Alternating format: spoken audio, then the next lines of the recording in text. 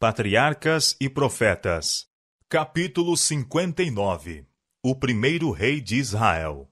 O governo de Israel era administrado em nome e pela autoridade de Deus. O trabalho de Moisés e dos 70 anciãos, dos príncipes e juízes, era simplesmente pôr em execução as leis que Deus dera. Não tinham eles autoridade para legislar para a nação.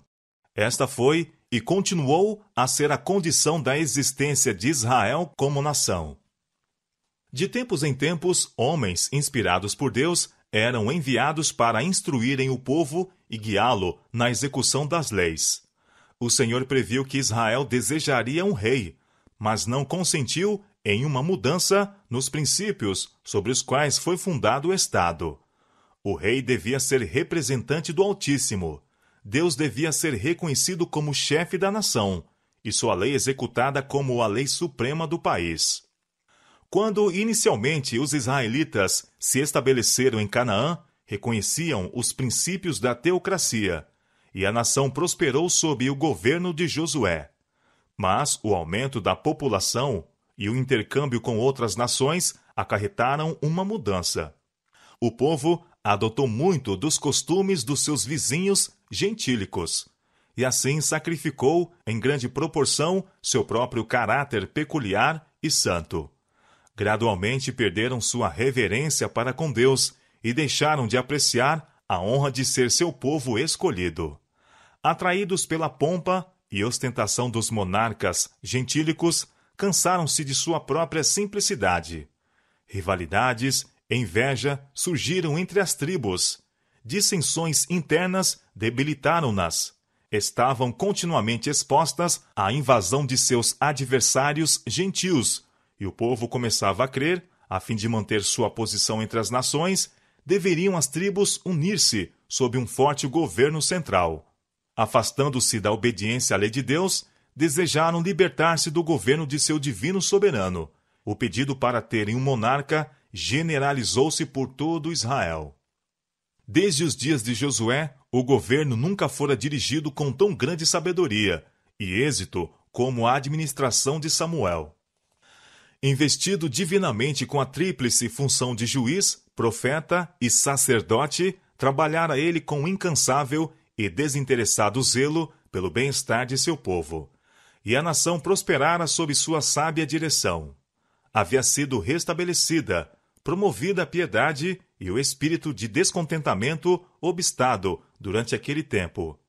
Mas, com o avançar dos anos, o profeta foi obrigado a repartir com outros os cuidados do governo, e ele designou seus 2 filhos para agirem como seus auxiliadores. Enquanto Samuel continuava com os deveres de seu ofício em Ramá, os moços se localizaram em Berseba para administrarem a justiça entre o povo próximo da fronteira sul do país. Foi com inteira anuência da nação que Samuel designara seus filhos para o ofício, mas eles não se mostraram dignos da escolha de seu pai. Havia o Senhor, por meio de Moisés, dado instruções especiais a seu povo, a fim de que os príncipes de Israel julgassem retamente, tratassem com justiça da viúva e do órfão, e não recebessem suborno. Mas os filhos de Samuel se inclinaram à avareza, e tomaram presentes e perverteram o juízo. Os filhos do profeta não atenderam aos preceitos que ele procurara gravar em suas mentes. Não imitara a vida pura e abnegada de seu pai. A advertência feita a Eli não exercera sobre a mente de Samuel a influência que deveria ter exercido. Ele fora até certo ponto demasiado condescendente com seus filhos, e o resultado foi visível no caráter e na vida deles.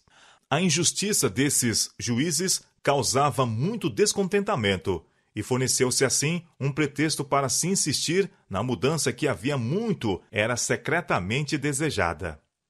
Todos os anciãos de Israel se congregaram e vieram a Samuel, a Ramá, e disseram-lhe: Eis que já estás velho, e teus filhos não andam pelos teus caminhos.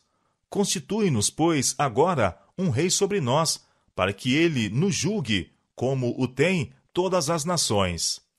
1 Samuel, capítulo 8, versos 4 e 8. Os casos de abusos praticados entre o povo não foram referidos a Samuel. Houvesse se tornado conhecido dele a má conduta de seus filhos, e ele os teria retirado sem demora. Mas isto não era o que os suplicantes desejavam. Samuel viu que o seu motivo real era o descontentamento e o orgulho, e que seu pedido era resultado de um propósito deliberado e decidido. Nenhuma queixa fora feita contra Samuel. Todos reconheciam a integridade e sabedoria de sua administração. Mas o idoso profeta considerou o pedido como uma censura a si e um esforço direto para o pôr de parte. Não revelou, entretanto, os seus sentimentos. Não proferiu qualquer exprobração, mas levou a questão ao Senhor em oração, e apenas dele procurou conselho. E o Senhor disse a Samuel: Ouve a voz do teu povo em tudo quanto te disserem, pois não te tem rejeitado a ti, antes a mim me tem rejeitado, para eu não reinar sobre eles.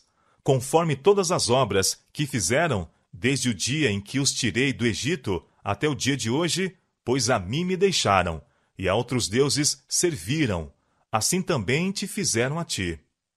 O profeta foi reprovado por ofender-se com a conduta do povo em relação a si, individualmente. Não haviam manifestado desrespeito para com ele, mas para com a autoridade de Deus, que havia designado os príncipes de seu povo.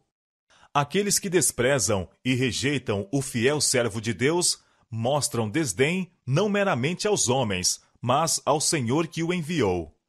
São as palavras de Deus, suas reprovações e conselhos, o que é anulado. É sua autoridade que é rejeitada. Os dias da máxima prosperidade de Israel foram aqueles em que reconheciam a Jeová como seu rei, em que as leis e governo que tinham sido estabelecidos eram considerados como superiores aos de todas as outras nações.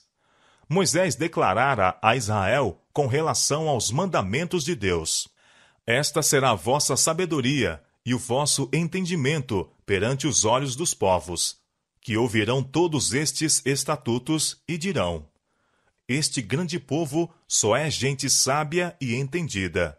Deuteronômio capítulo 4, verso 6. Mas, afastando-se da lei de Deus, os hebreus deixaram de se tornar o povo que Deus desejava fazer deles. E então, todos os males que foram o resultado de seu próprio pecado e desatino assacaram ao governo de Deus. Tão completamente cegos se haviam tornado pelo pecado.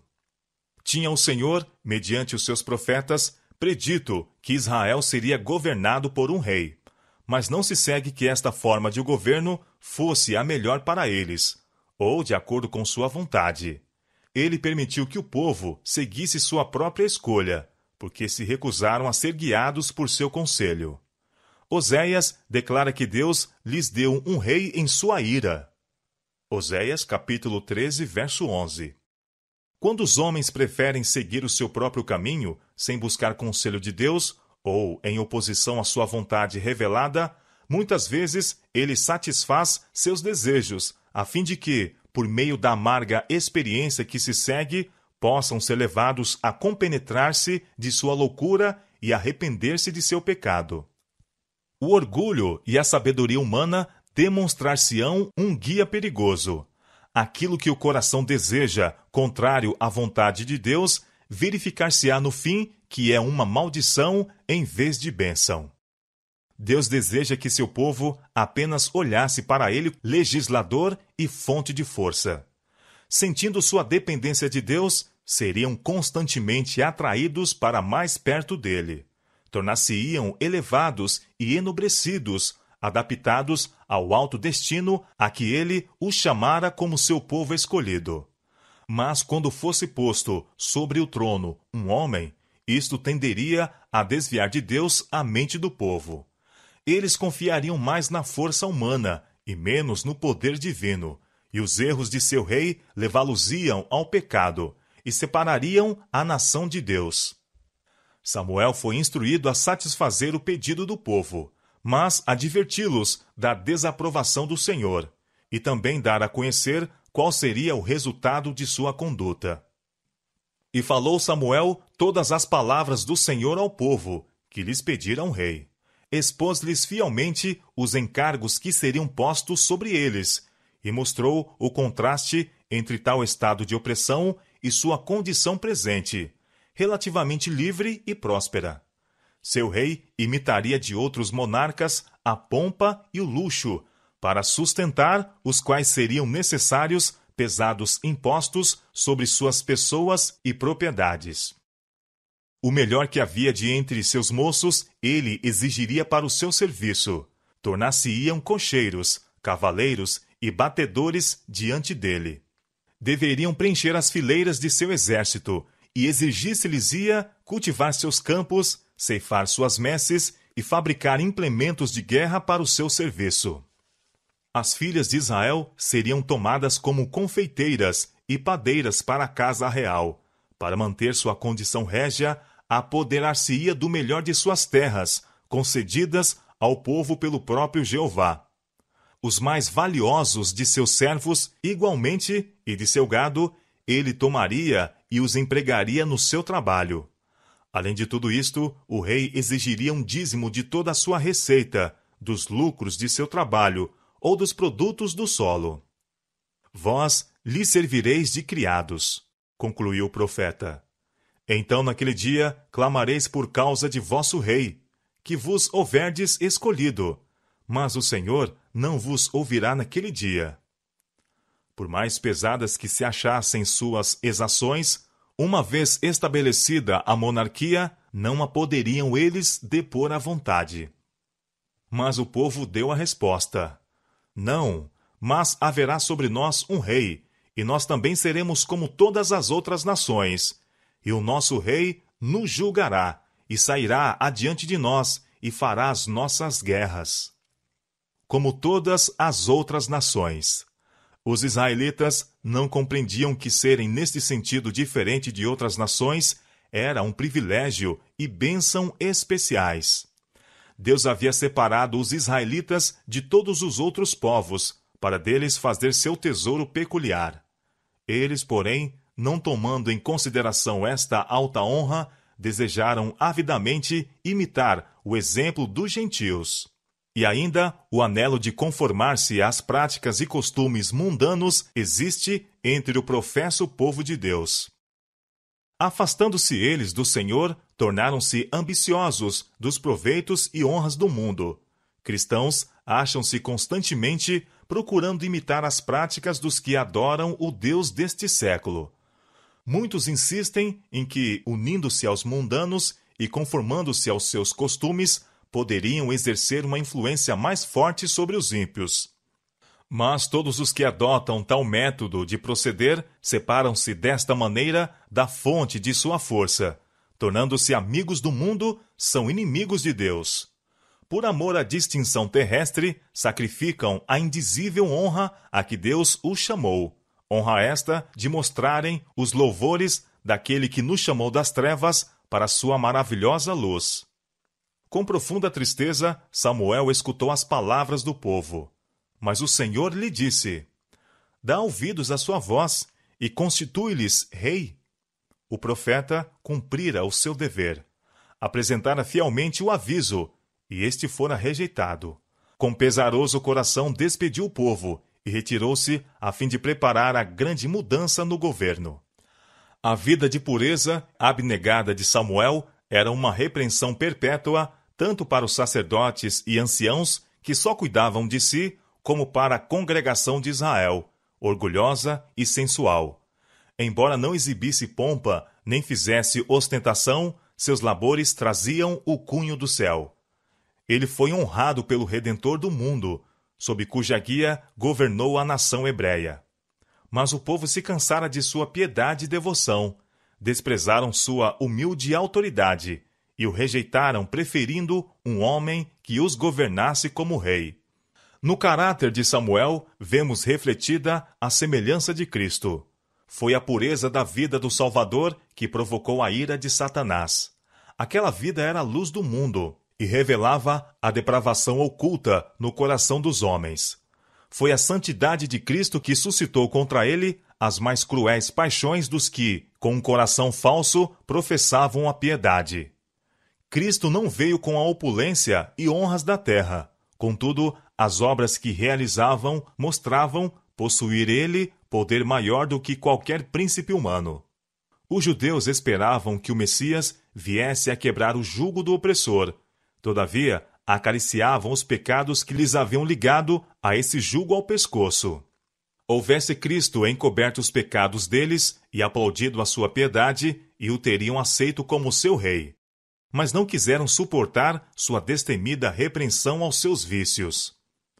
A beleza de um caráter em que a benevolência, a pureza e a santidade reinavam supremas, que não alimentava ódio a não ser ao pecado, eles a desprezaram. Assim tem sido em todas as épocas do mundo. A luz do céu traz condenação sobre todos os que se recusam a andar nela. Quando repreendidos pelo exemplo daqueles que odeiam ao pecado, tornam-se hipócritas, agentes de Satanás, para acossar e perseguir os fiéis. Todos os que piamente querem viver em Cristo Jesus padecerão perseguições. 2 Timóteo capítulo 3, verso 12. Se bem que tivesse sido predita na profecia a forma de governo monárquica para Israel, Deus se reservara o direito de lhes escolher o rei. Os hebreus respeitaram a autoridade de Deus até ao ponto de deixarem a seleção inteiramente com ele. A escolha recaiu sobre Saul, filho de Quis, da tribo de Benjamim. As qualidades pessoais do futuro monarca eram de maneira que satisfaziam aquele orgulho íntimo que inspira o desejo de terem um rei. Entre os filhos de Israel não havia outro homem mais belo do que ele. 1 Samuel, capítulo 9, verso 2. De porte nobre e digno, na flor da idade, garboso e alto, tinha ele a aparência de alguém que nascera para governar. No entanto, com tais atrações externas, Saul era desprovido daquelas qualidades mais elevadas que constituem a verdadeira sabedoria. Não tinha aprendido em sua mocidade a dominar suas paixões temerárias e impetuosas. Nunca sentira o poder renovador da graça divina. Saul era filho de um poderoso e rico chefe. Todavia, em conformidade com a simplicidade daqueles tempos, estava empenhado com seu pai nos humildes deveres de lavrador. Tendo-se alguns dos animais de seu pai extraviado nas montanhas, foi Saul com seu servo à busca deles. Durante 3 dias fizeram baldadas pesquisas, quando, não estando eles longe de Ramá, a residência de Samuel, o servo propôs que indagassem do profeta a respeito dos animais que faltavam. Ainda se acha na minha mão 1/4 de um siclo de prata, disse ele, o qual darei ao homem de Deus para que nos mostre o caminho. Isto estava de acordo com o costume daqueles tempos. Uma pessoa que se aproximasse de um superior em posição social ou função dava-lhe um pequeno presente, em sinal de respeito. Aproximando-se eles da cidade, encontraram-se com algumas moças que tinham vindo tirar água, e indagaram delas acerca do vidente. Em resposta, souberam que um serviço religioso estava para ter lugar, que o profeta já havia chegado, que deveria haver uma oferta no lugar alto, e depois daquilo, uma festa sacrificial. Uma grande mudança se havia realizado durante a administração de Samuel. Quando o chamado de Deus veio a princípio a ele, os serviços do santuário eram tidos em desdém. Os homens desprezavam a oferta do Senhor. 1 Samuel capítulo 2, verso 17. Agora, porém, o culto de Deus era mantido por todo o país, e o povo manifestava interesse nos serviços religiosos. Não havendo trabalhos ministeriais no tabernáculo, os sacrifícios eram, naquele tempo, oferecidos em outra parte. E as cidades dos sacerdotes e levitas, aonde o povo acorria a receber instrução, foram escolhidas para este fim. Os pontos mais altos nestas cidades eram usualmente escolhidos como o lugar do sacrifício, e daí os serem chamados lugares altos. À porta da cidade, Saul foi defrontado pelo próprio profeta. Deus tinha revelado a Samuel que naquela ocasião o escolhido rei de Israel se apresentaria diante dele. Estando em face um do outro, disse o Senhor a Samuel: Eis aqui o homem, de quem já te tenho dito. Este dominará sobre o meu povo. Ao pedido de Saul, mostra-me, peço-te, onde está aqui a casa do vidente? Samuel replicou: Eu sou o vidente. Assegurando-lhe também que os animais perdidos tinham sido encontrados, insistiu com ele para que ficasse e assistisse à festa, dando ao mesmo tempo alguma indicação do grande destino que o esperava. Para quem é todo o desejo de Israel? Porventura não é para ti e para toda a casa de teu pai? O coração daquele que ouvia fremiu com as palavras do profeta. Não podia perceber senão algo da significação das mesmas, pois o pedido de um rei se tornara o assunto de absorvente interesse à nação inteira. Todavia, depreciando-se modestamente, Saul replicou: Porventura não sou eu filho de Benjamim, da mais pequena das tribos de Israel? E a minha família a mais pequena de todas as famílias da tribo de Benjamim. Por que, pois, me falas com semelhantes palavras? Samuel conduziu o estranho ao local da assembleia, onde estavam reunidos os homens principais da cidade. Entre eles, por determinação do profeta, o lugar de honra foi dado a Saul, e no festim o quinhão mais escolhido foi posto diante dele. Terminadas as cerimônias, Samuel levou o hóspede à sua casa, e ali, no eirado, conversou com ele, apresentando os grandes princípios sobre os quais o governo de Israel fora estabelecido, e procurando assim prepará-lo até certo ponto para o seu elevado cargo. Quando Saul partiu, cedo na manhã seguinte, o profeta saiu com ele. Tendo atravessado a cidade, mandou que o servo passasse adiante. Então ordenou a Saul que parasse a fim de receber uma mensagem a ele enviada por Deus. Então tomou Samuel um vaso de azeite e lhe o derramou sobre a cabeça, e o beijou e disse: Porventura não te tem ungido o Senhor por capitão sobre a sua herdade? Como prova de que isto era feito por autorização divina, predisse os incidentes que ocorreriam em sua viagem para casa. E afirmou a Saul que ele seria habilitado pelo Espírito de Deus para o cargo que o esperava. O Espírito do Senhor se apoderará de ti, disse o profeta, e te mudarás em outro homem. E há de ser que, quando estes sinais te vierem, faze o que achar a tua mão, porque Deus é contigo. Tendo seguido Saul seu caminho, tudo aconteceu conforme dissera o profeta. Perto dos termos de Benjamim, foi informado de que os animais perdidos tinham sido achados. Na planície de Tabor, encontrou 3 homens que iam adorar a Deus em Betel. Um deles levava 3 cabritos para o sacrifício, outro 3 pães, e o terceiro um odre de vinho para a festa sacrificial. Fizeram a Saul a saudação usual, e também o presentearam com 2 dos 3 pães. Em Gibeá, sua cidade, um grupo de profetas, voltando do lugar alto, cantavam o louvor de Deus, com músicas de flautas e harpas, saltérios e tambores. Aproximando Saul deles, sobreveio-lhe o Espírito do Senhor, e ele também tomou parte em seu cântico de louvor, e com eles profetizou. Falou com tão grande fluência e sabedoria, e com tanto fervor se uniu ao culto, que aqueles que o conheciam exclamaram com espanto: Que é o que sucedeu ao filho de Quis? Está também Saul entre os profetas? Tendo se unido Saul com os profetas em seu culto, uma grande mudança operou-se nele pelo Espírito Santo. A luz da pureza e santidade divinas resplandeceu nas trevas do coração natural. Ele viu a si mesmo como estava diante de Deus. Viu a beleza da santidade. Foi agora chamado para começar a luta contra o pecado e Satanás. E fez-se-lhe compreender que neste conflito sua força deveria vir inteiramente de Deus. O plano da salvação que antes parecera obscuro e incerto, desvendou-se-lhe ao entendimento. O Senhor dotou-o de coragem e sabedoria para o seu elevado cargo. Revelou-lhe a fonte de força e graça.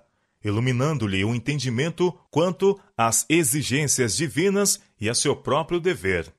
A unção de Saul, como rei, não fora levada ao conhecimento da nação. A escolha de Deus deveria ser publicamente manifesta por meio de sorte. Para tal fim, Samuel convocou o povo de Mispa. Foi feita a oração rogando-se guia divina. Então, seguiu-se a solene cerimônia de lançar a sorte. Em silêncio, a multidão congregada aguardava o resultado. A tribo, a família e a casa foram sucessivamente designadas, e então o filho de Quis foi indicado como o indivíduo escolhido. Mas Saul não estava na assembleia. Oprimido com uma intuição da grande responsabilidade, prestes a cair sobre ele, retirara-se secretamente. Foi de novo trazido à congregação, que observou com orgulho e satisfação ter ele porte real e formas nobres, sendo mais alto do que todo o povo, desde o ombro para cima. Mesmo Samuel, quando o apresentou à assembleia, exclamou: Vedes, já quem o Senhor tem elegido, pois em todo o povo não há nenhum semelhante a ele. E em resposta surgiu da vasta multidão uma demorada e ruidosa aclamação de alegria: Viva o Rei! Samuel, então, expôs ao povo o direito do reino, declarando os princípios sobre os quais o governo monárquico se baseava e pelos quais cumpria ser dirigido. O rei não deveria ser um monarca absoluto, mas devia conservar seu poder em sujeição à vontade do Altíssimo. Este discurso foi registrado em um livro, no qual se estabeleciam as prerrogativas do príncipe e os direitos e privilégios do povo. Embora a nação houvesse desprezado a advertência de Samuel, o fiel profeta, conquanto forçado a ceder aos seus desejos, ainda se esforçou, tanto quanto possível, para acautelar as suas liberdades. Ao mesmo tempo em que o povo, em geral, estava pronto para reconhecer a Saul como seu rei, havia um grande partido em oposição. Ser escolhido um monarca de Benjamim, a menor das tribos de Israel, e isto em detrimento tanto de Judá como de Efraim, as maiores e mais poderosas, era uma indiferença que não podiam tolerar. Recusaram-se a declarar submissão a Saul, ou trazer-lhe os presentes costumeiros. Os que foram os mais insistentes em seu pedido para terem um rei eram os mesmos que se recusavam a aceitar com gratidão o homem indicado por Deus. Os membros de cada facção tinham seu favorito, que desejavam ver colocado sobre o trono. E vários, dentre os chefes, haviam desejado a honra para si. A inveja e a desconfiança ardiam no coração de muitos. Os esforços do orgulho e da ambição haviam resultado na decepção e no desencantamento. Neste estado de coisas, Saul não achou conveniente assumir a dignidade real, deixando que Samuel administrasse o governo. Como anteriormente, voltou a Gibeá. Foi honrosamente escoltado para ali por uma multidão, que, vendo a escolha divina em sua seleção, estava decidida a apoiá-lo. Mas ele não fez tentativas para manter, pela força, seu direito ao trono. Em seu lar, entre as terras altas de Benjamim, pacificamente ocupou-se com os deveres de lavrador, deixando inteiramente a Deus o estabelecimento de sua autoridade. Logo depois da designação de Saul, os amonitas, sob a direção de seu rei, Naás, invadiram o território das tribos ao oriente do Jordão e ameaçaram a cidade de Jabes-Gileade. Os habitantes procuraram negociar a paz, oferecendo-se para fazerem tributários dos amonitas. Com isto, o cruel rei não quis consentir, a não ser sob a condição de poder arrancar o olho direito de cada um deles, tornando-os assim testemunhas duradouras de seu poder. O povo da cidade sitiada pediu um prazo de 7 dias. Com isto, consentiram os amonitas, julgando assim aumentar a honra de seu esperado triunfo. Imediatamente foram expedidos de Jabes mensageiros em busca de auxílio das tribos ao oeste do Jordão. Levaram a notícia a Gibeá, suscitando terror em vasta região. Saul voltando à noite de acompanhar os bois no campo, ouviu o alto pranto que falava de alguma grande calamidade. Perguntou: que tem o povo que chora? Quando lhe foi repetida a vergonhosa história, despertaram-se todas as suas forças dormentes. O Espírito de Deus se apoderou de Saul, e tomou um par de bois e cortou-os em pedaços, e os enviou a todos os termos de Israel pelas mãos dos mensageiros, dizendo: qualquer que não sair atrás de Saul e atrás de Samuel, assim se fará aos seus bois. 330.000 homens se reuniram nas planícies de Bezeque, sob o comando de Saul. Imediatamente foram enviados mensageiros à cidade sitiada, com a afirmação de que poderiam esperar auxílio no dia seguinte, que era o próprio dia em que deveriam submeter-se aos amonitas. Por meio de uma rápida marcha noturna, Saul e seu exército atravessaram o Jordão e chegaram diante de Jabes, pela vigília da manhã. Como Gideão, dividindo sua força em 3 companhias, caiu sobre o arraial dos amonitas naquela hora matutina, quando, não suspeitando o perigo, estavam menos prevenidos. No pânico que se seguiu, foram derrotados com grande mortandade, e os restantes se espalharam, que não ficaram 2 deles juntos. A prontidão e a bravura de Saul, bem como suas aptidões de general, ostentadas ao conduzir com êxito uma força tão grande, eram qualidades que o povo de Israel desejara em um monarca, a fim de que pudessem competir com outras nações. Saudaram-no agora como seu rei, atribuindo a honra da vitória a forças humanas, e esquecendo-se de que, sem a bênção especial de Deus, todos os seus esforços teriam sido baldados. Em seu entusiasmo, propuseram alguns matar os que tinham a princípio recusado a reconhecer a autoridade de Saul. Mas o rei interveio, dizendo: hoje não morrerá nenhum, pois hoje tem obrado o Senhor um livramento em Israel. Aqui deu Saul prova da mudança que se tinha operado em seu caráter. Em vez de tomar para si a honra, deu glória a Deus. Em vez de mostrar desejo de vingança, manifestou um espírito de compaixão e perdão. Isto é prova inequívoca de que a graça de Deus habita no coração. Samuel propôs então que uma Assembleia Nacional fosse convocada em Gilgal, a fim de que o reino pudesse ali ser publicamente confirmado a Saul. Isto foi feito, e ofereceram ali ofertas pacíficas perante o Senhor. E Saul se alegrou muito ali, com todos os homens de Israel. Gilgal tinha sido o local do primeiro acampamento de Israel na Terra Prometida.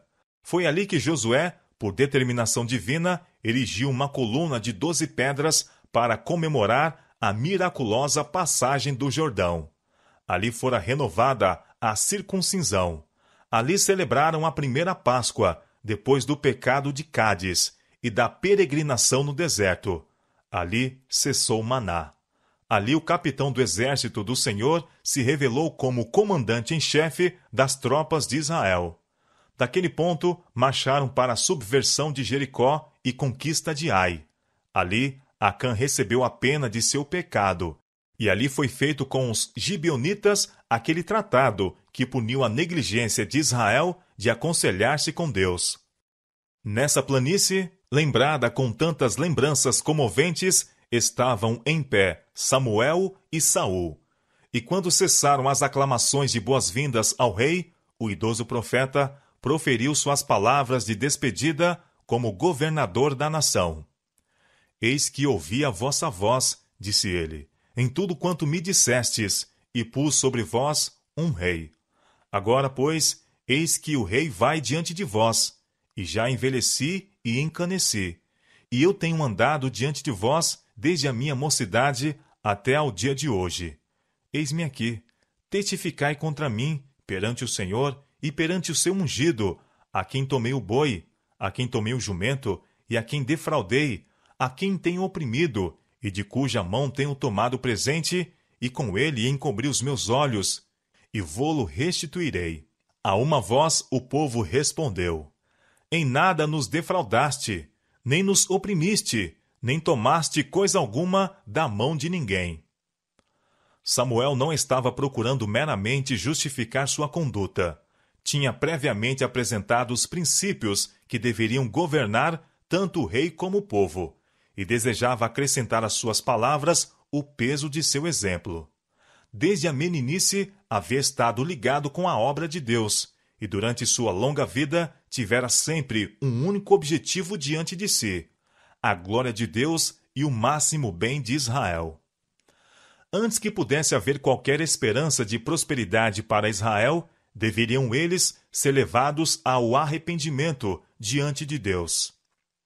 Em consequência do pecado, tinham perdido a fé em Deus e o discernimento acerca de seu poder e sabedoria para governar a nação. Perderam a confiança em sua habilidade para reivindicar sua causa. Antes de poderem encontrar a verdadeira paz, deveriam ser levados a ver e confessar o próprio pecado de que haviam sido culpados. Tinham declarado ser este o objetivo no pedido de um rei. O nosso rei nos julgará e sairá diante de nós e fará as nossas guerras. Samuel contou novamente a história de Israel, desde o dia em que Deus os tirou do Egito. Jeová, o Rei dos Reis, tinha ido diante deles e pelejaram suas guerras. Muitas vezes, seus pecados os haviam entregue em poder de seus inimigos, mas apenas se desviavam de seus maus caminhos e a misericórdia de Deus suscitava um libertador. O Senhor enviou Gideão e Baraque, e a Jetifé e a Samuel, e livrou-vos da mão dos vossos inimigos, em redor, e habitastes seguros. Contudo, quando ameaçados de perigo, declararam: reinará sobre nós um rei, sendo, disse o profeta, o Senhor vosso Deus e vosso rei. Agora, pois, continuou o profeta, ponde-vos também agora aqui, vede esta grande coisa que o Senhor vai fazer diante dos vossos olhos. Não é hoje a cega dos trigos? Clamarei, pois, ao Senhor, e dará trovões e chuva, e sabereis e vereis que é grande a vossa maldade que tendes feito perante o Senhor, pedindo para vós um rei. Então invocou Samuel ao Senhor, e o Senhor deu trovões e chuva naquele dia. No tempo da colheita do trigo, em maio e junho, não caía chuva no oriente. O céu estava sem nuvens, e o ar sereno e agradável. Uma tempestade tão violenta naquela ocasião encheu de temor todos os corações.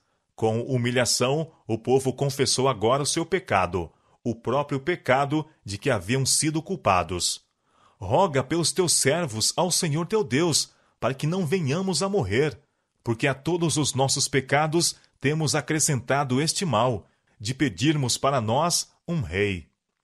Samuel não deixou o povo em estado de desânimo, pois isto teria impedido todo esforço para uma melhor vida.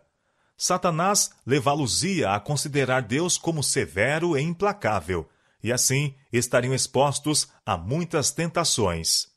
Deus é misericordioso e perdoador, desejando sempre mostrar favor para com seu povo, quando este obedece a sua voz. Não temais, foi a mensagem de Deus pelo seu servo. Vós tendes cometido todo este mal, porém não vos desvieis de seguir ao Senhor, mas serve ao Senhor com todo o vosso coração.